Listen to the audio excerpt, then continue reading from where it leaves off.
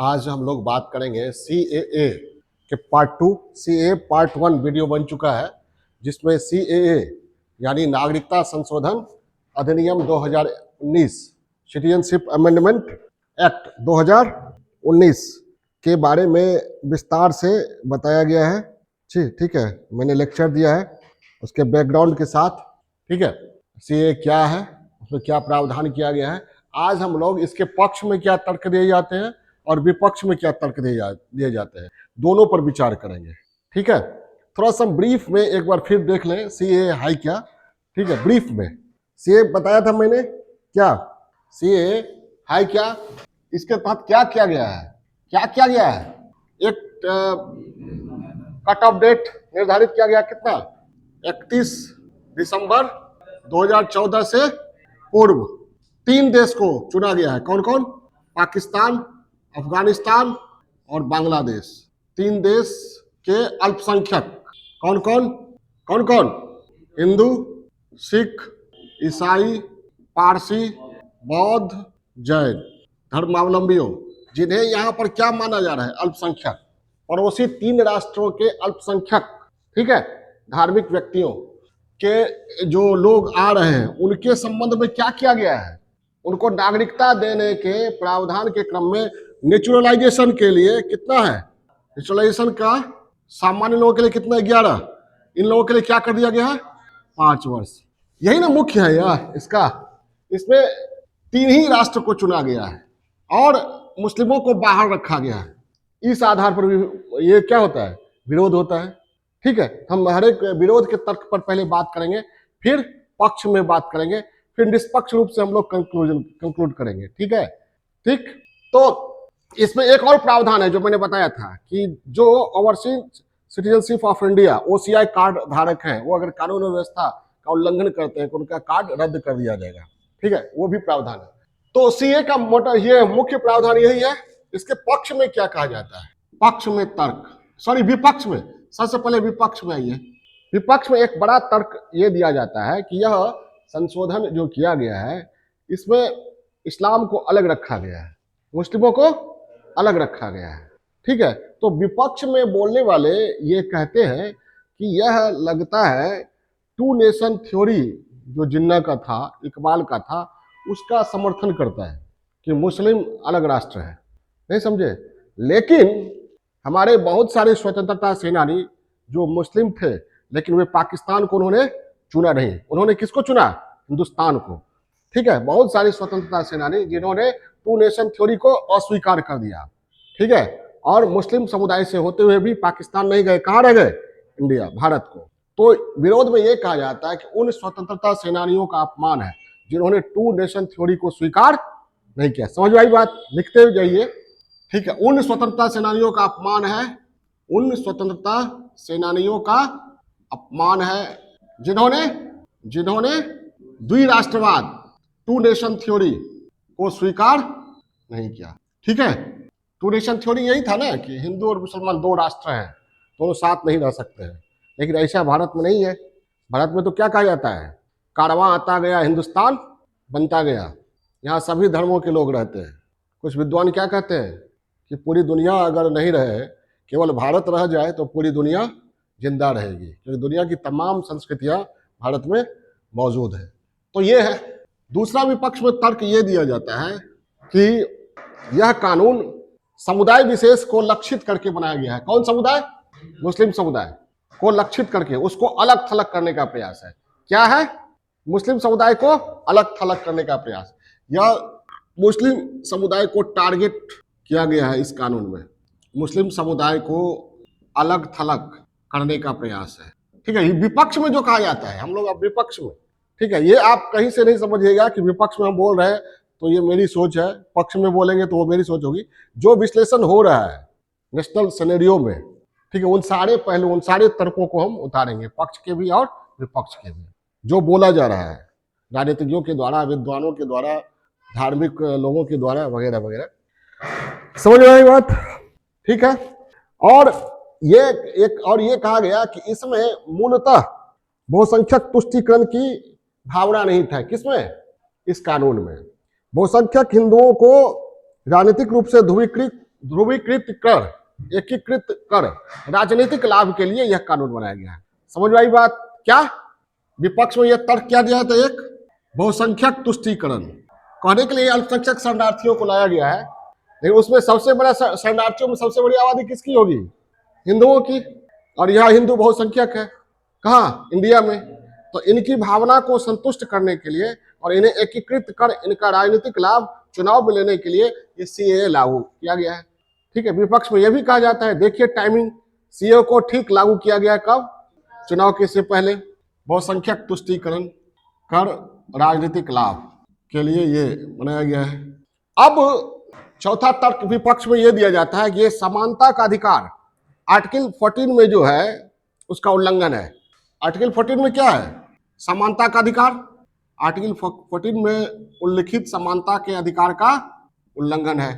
Article 14 में क्या है? व्यक्तियों के बीच समानता, नागरिकों के बीच नहीं, व्यक्तियों के बीच समानता। और यहां पर क्या किया गया? व्यक्ति में प्रवासी भी हो सकते हैं ना, इसमें प्रवासियों के बीच धार्मिक आधार पर भेदभाव किया गया। नहीं समझे? मुसलमानों को छोड़ दिया गया, बाकी को कहा आइए हम आपके लिए लॉ को शिथिल करते हैं। समझ में आई बात?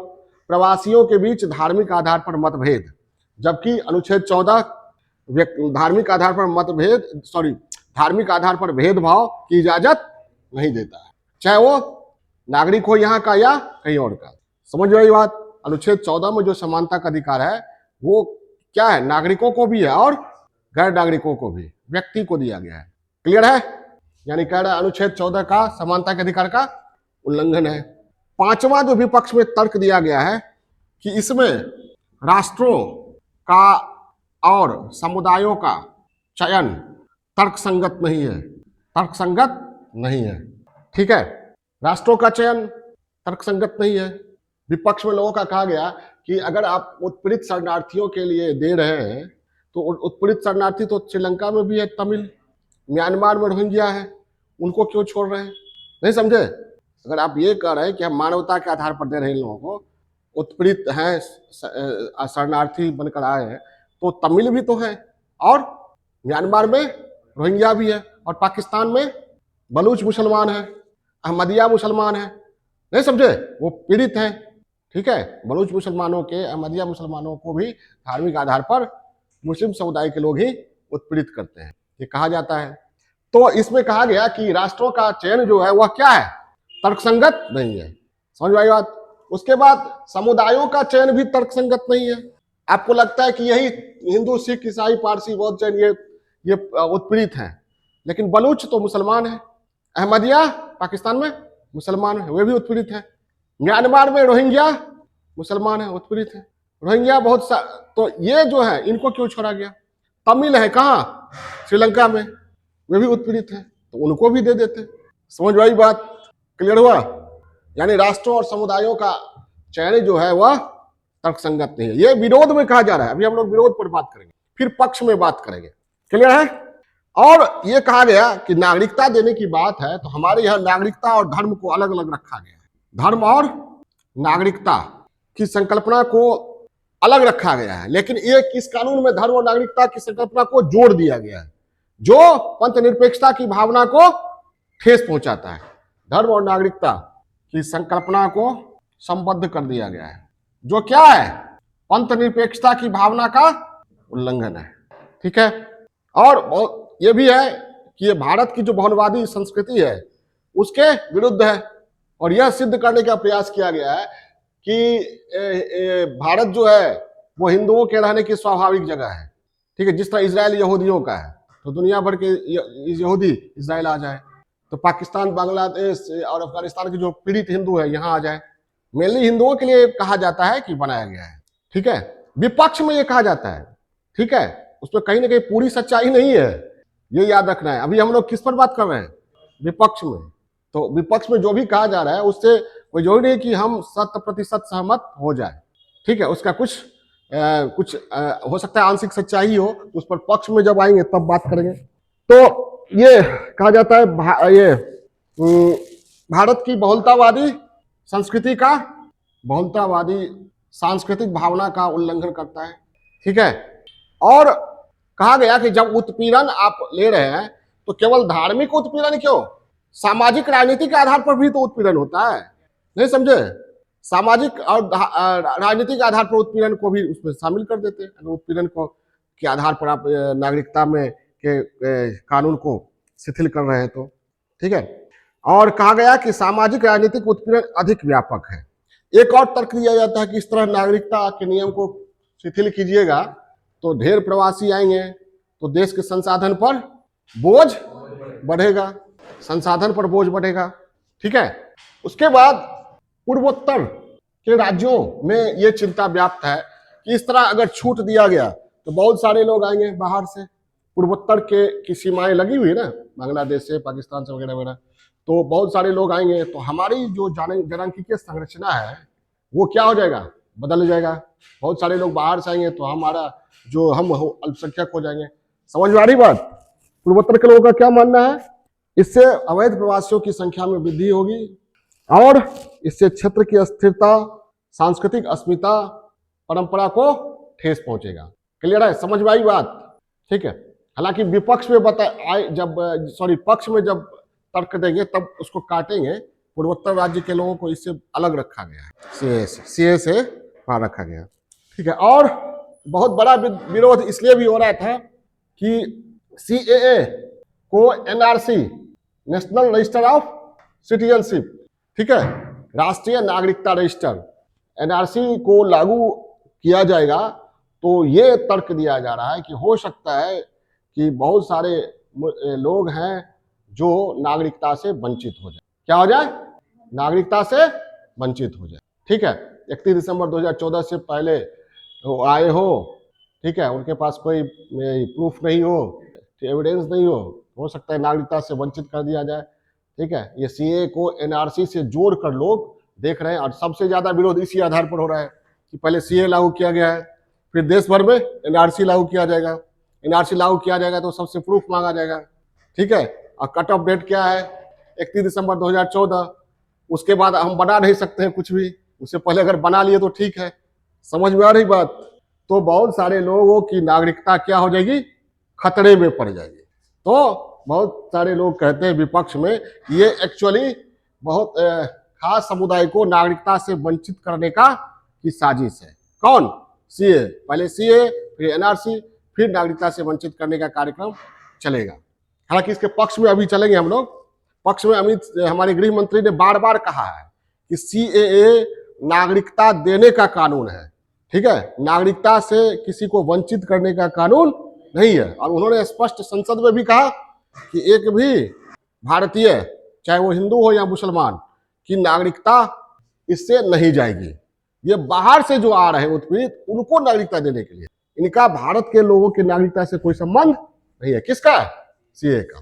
तो ये 10 तरह के मोटे, और भी तर्क तो बहुत है, बहुत सारी बातें बोली जाती है, ठीक है, इतना काफी है। मोटा मोटी तर्क जो है ये इतना काफी है। क्लियर है? एक चीज और जो छूट गया था कि थोड़ा सा फैक्चुअल बातें कि कब ये लोकसभा से पारित हुआ, राज्यसभा से पारित हुआ। तो ये बिल आया था 2019 में, लोकसभा से पास, यहां पर लिख लीजिए, लोकसभा से पास हुआ कब? 10 दिसंबर 2019। राज्यसभा से पारित हुआ 11 दिसंबर 2019। राष्ट्रपति से मंजूरी मिली 12 दिसंबर 2019 और अधिसूचना जारी किया गया, मतलब लागू किया गया कब? 11 मार्च 2024। 5 साल लगभग लगा। क्यों लगा? विरोध हो रहा था बहुत, ठीक है, तो उसको देखते हुए लागू करने में ये देर की गई ताकि सभी लोग इसके सभी पहलुओं से वाकिफ हो जाएं। जो लोग विरोध कर रहे हैं वो लोग बढ़िया से स्टडी कर ले। सरकार का ये मानना था विरोध जब कम हो जाएगा, लोग समझ जाएंगे कानून को, ठीक है, तब जाके लागू कर दिया जाएगा। बहुत लोग कहते हैं राजनीतिक लाभ के लिए चुनाव से ठीक पहले लागू किया गया है। खैर जो हो, हम लोग देखते हैं। अब आते हैं किसमें? पक्ष में तर्क। चलिए, पक्ष में क्या तर्क दिए जाते हैं वो अब हम लोग देखेंगे, ठीक है। पक्ष में ये तर्क दिए जाते हैं कि जो भारत का विभाजन हुआ, तो भारत के विभाजन के क्रम में बहुत सारे ऐसे लोग थे पाकिस्तान और बांग्लादेश के, ठीक है, जो नहीं चाहते थे कि भारत का विभाजन हो, फिर भी विभाजन का शिकार उन्हें होना पड़ा, उत्पीड़न का शिकार उन्हें होना पड़ा, अल्पसंख्यक के आधार पर वहां के बहुसंख्यकों ने उन पर अत्याचार किया। तो उनके साथ ये अल्पसंख्यक जो रह गए पाकिस्तान, अफगानिस्तान, बांग्लादेश में, और उसमें से बहुत लोग भाग कर गए कहा, अफगानिस्तान में।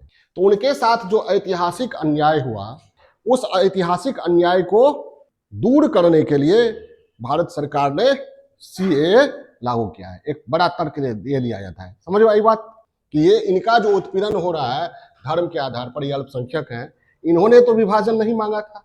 विभाजन राजनीतिक स्तर पर नेताओं की चाल थी, समझ में आई बात। तो इनके साथ ऐतिहासिक अन्याय, क्या इनसे पूछा गया था कि विभाजन हो रहा है, आपकी क्या राय है? तो ये कभी भी विभाजन को स्वीकार नहीं करते, ठीक है, समझ में आई बात। तो एक बड़ा तर्क क्या दिया जाता है, भारत विभाजन के क्रम में जो ऐतिहासिक अन्याय हुए पाकिस्तान और बांग्लादेश और अफगानिस्तान के धार्मिक अल्पसंख्यक समुदाय के प्रति, जो उन्हें अमानवीय और त्रासद उत्पीड़न का शिकार होना पड़ा, झेलना पड़ा, उसमें कई फिल्में बनी, कई पुस्तक लिखी गई, ठीक है, उसको दूर करने के लिए ये नैतिक दायित्व था किसका, भारत सरकार का, ठीक है, क्योंकि वे लोग क्या चाहते थे, भारत में ही रहना चाहते थे, समझ में आई बात। विभाजन, भारत विभाजन के क्रम में हुए ऐतिहासिक अन्याय किसके साथ, जो समुदाय है जिनको नागरिकता दी जा रही है, ऐतिहासिक अन्याय को दूर करना क्या था, नैतिक दायित्व था किसका, भारत सरकार। नैतिक दायित्व के तहत ये सीएए लाया गया कि जो आना चाहते हैं वो आइए, आपको नागरिकता दी जाएगी। और भारत के गृह मंत्री ने भी कहा कि ये पहली बार हम नागरिकता दे रहे हैं, ऐसी बात नहीं है, बीजेपी गवर्नमेंट आई है। तो इससे पहले भी बाहर से जो उत्पीड़ित शरणार्थी आए उनको नागरिकता दी गई जब हमारी सरकार नहीं थी, नहीं समझे। जैसे जब भारत विभाजन हुआ तो बहुत सारे लोग पाकिस्तान से आए, तो उनको नागरिकता दी गई, ठीक है। उसके बाद बांग्लादेश जब बन रहा था तो बहुत सारे लोग बांग्लादेश से आए। बांग्लादेश में पश्चिमी पाकिस्तान जो आज का पाकिस्तान है, बांग्लादेश पहले क्या हुआ करता था, पूर्वी पाकिस्तान, तो वहां पर बहुत उत्पीड़न हुआ, पश्चिमी पाकिस्तान की सेनाओं ने किया, आज की पाकिस्तान की सेनाओं ने, तो करोड़ों की संख्या में लोग वहां से भाग कर आए, तो उनमें से भी बहुत सारे लोगों को नागरिकता दी गई। उसके बाद युगांडा दक्षिण अफ्रीका, ये सॉरी अफ्रीका में एक जगह है, जानते हैं। युगांडा के जो तानाशाह थे उनको एक रात स्वप्न में आया कि जो भारतीय है यहाँ पर उनको भगा देना चाहिए, ठीक है, तभी युगांडा का डेवलपमेंट हुआ। सुबह उसने फरमान जारी कर दिया, तो भारतीयों को भागना पड़ा, तो उनको नागरिकता भारत की सरकार ने दिया था, तो वहां से भाग कर आए, ठीक है। बहुत सारे तमिल आए श्रीलंका के गृह युद्ध में से पीड़ित होकर, उनके साथ उत्पीड़न हुआ, उनको भी ये नागरिकता दी गई, ठीक है।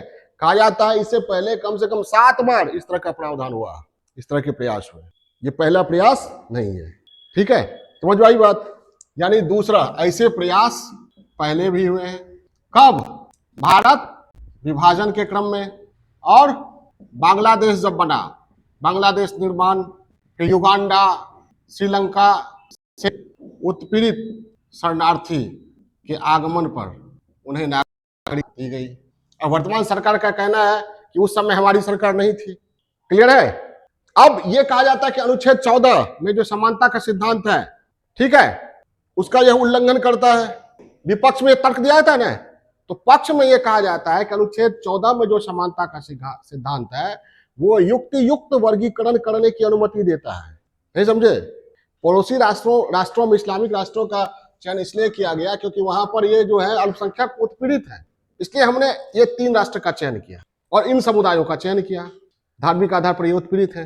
और अगर अहमदिया मुसलमान, बलूच मुसलमान उत्पीड़ित हैं तो वे उनके अपने धर्म का मामला है, नहीं समझे, वे बहुसंख्यक धार्मिक ढांचे में है, लेकिन ये सब बहुसंख्यक धार्मिक ढांचे से बाहर है, तो इनके लिए तो कुछ होना जाना वहां नहीं है।